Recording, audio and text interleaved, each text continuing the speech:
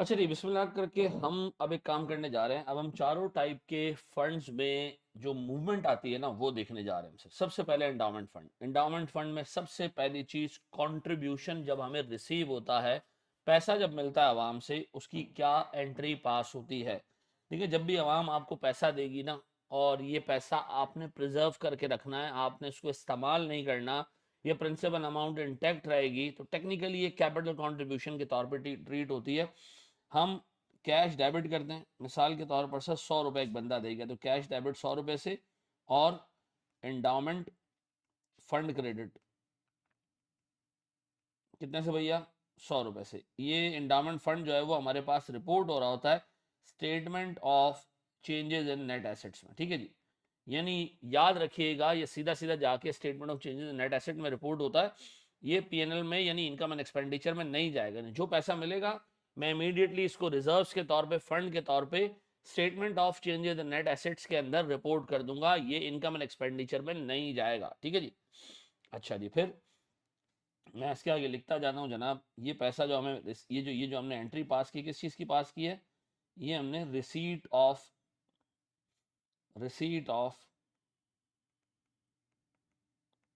Contribution. ठीक है जी।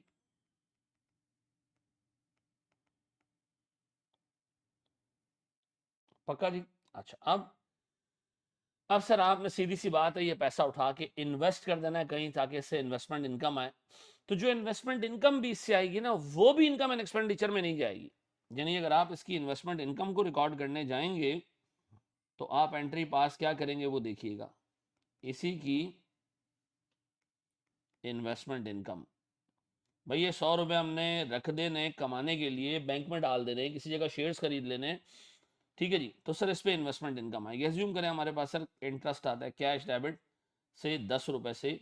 अब मैं इंटरेस्ट इनकम क्रेडिट नहीं करूंगा, मैं डायरेक्ट एंडाउमेंट फंड क्रेडिट करूंगा सर।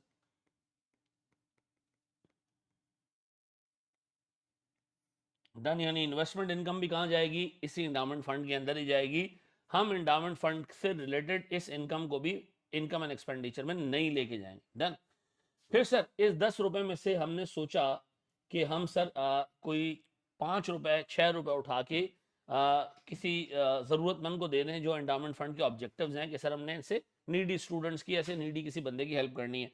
तो अब हम क्या करेंगे सर? Utilization of funds.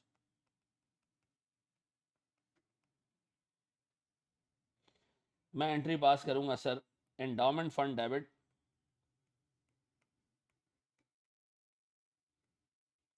से 6 रुपए, और मेरे पास से कैश चला गया कितने का जी? 6 रुपए।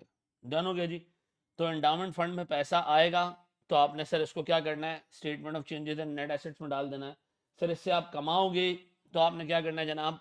इसको एंडाउमेंट फंड में ही डाल देना है। और जो इस पे खर्चा होगा, जो इससे खर्चा होगा, सर याद रखिएगा, खर्चा ऐसे करना है कि कभी भी प्रिंसिपल अमाउंट कंज्यूम ना हो। तो ये 6 रुपए की अमाउंट में हम क्या करेंगे?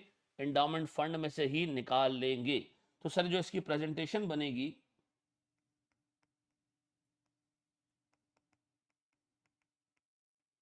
Presentation in statement of changes in net assets, ठीक है जी,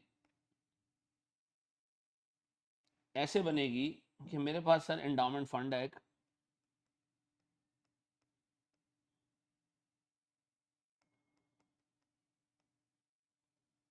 इस एंडाउमेंट फंड का मेरे बच्चों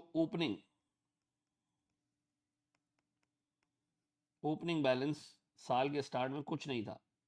फिर हमारे पास आई कंट्रीब्यूशन, कितने की जी? 100 रुपीज की। फिर हमने इसमें कमाया क्या चीज? इन्वेस्टमेंट इनकम, कितने की भैया? 10 रुपए की। फिर हमने क्या किया? फंड यूटिलाइज्ड,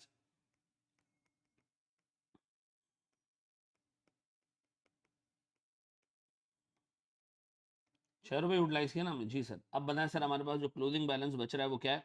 सर हमारे पास क्लोजिंग बैलेंस बच रहा है 104। ऐसा कि मैं रिपोर्ट करूंगा क्लोजिंग बैलेंस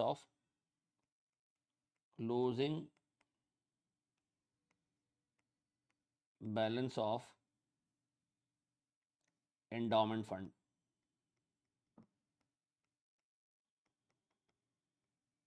ठीक है जी, याद रहेगा कंट्रीब्यूशन भी आपने नेट एसेट्स में डाल देनी है, यानी फंड के अंदर डाल देनी है। जो इनकम आएगी इन्वेस्टमेंट इनकम, वो भी फंड में जाएगी, और फिर इन्वेस्टमेंट इनकम जब डिस्ट्रीब्यूट होगी, यानी जिसमें से आपने इन्वेस्टमेंट इनकम में से एक पोर्शन आपने उठा के डिस्ट्रीब्यूट करना है, यानी अपने मकासद के लिए पैसा लगाना है, तो भी आप सर इसको एक्सपेंस बुक नहीं करेंगे, एंडाउमेंट फंड डेबिट करेंगे और कैश क्रेडिट करेंगे। एंडाउमेंट फंड की बेसिक बातें समझ आ गई। तीन ही ऑब्जेक्ट, तीन ही चीजें इसके अंदर, कॉन्ट्रीब्यूशन का आना, इन्वेस्टमेंट इनकम का आना, और इन्वेस्टमेंट इनकम का खर्च हो जाना। Done, clear. अच्छा, अब ये भी हो सकता है कि कंपनी ने कुछ पैसा कमाया इंटरनली अपने डिफरेंट ऑपरेशन से, और हमने सोचा कि यार अपने एंडाउमेंट फंड में हम इसको डाल देते हैं। ठीक है जी, जनरल ऑपरेशन से पैसा कमाया, किसी डोनर ने नहीं दिया, अपना पैसा कमाया, अब हम सोच रहे हैं इसको एंडाउमेंट फंड में डाल देते हैं। तो मुझे बताएं, जो हमने जनरल पैसा कमाया होगा जनरल ऑपरेशन से, अगर उसको हम उठा के एंडाउमेंट फंड में डालते हैं, तो हम इसको कहेंगे जनाब इंटरनल ट्रांसफर। क्या कहेंगे?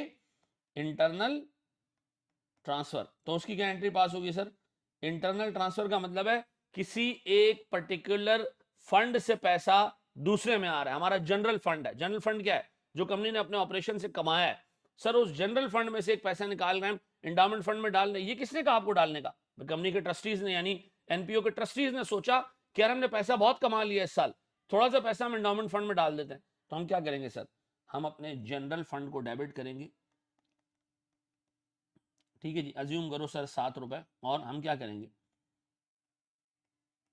एंडाउमेंट फंड को क्रिएट कर देंगे कितने से? 7 रुपए से। डन। अब बताएं सर, अगर मैं ये भी इसमें प्रेजेंट कर दूं,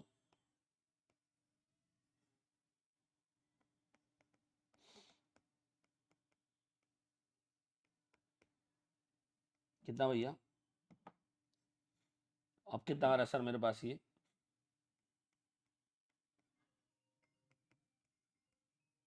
closing balance of endowment fund, ऐसा?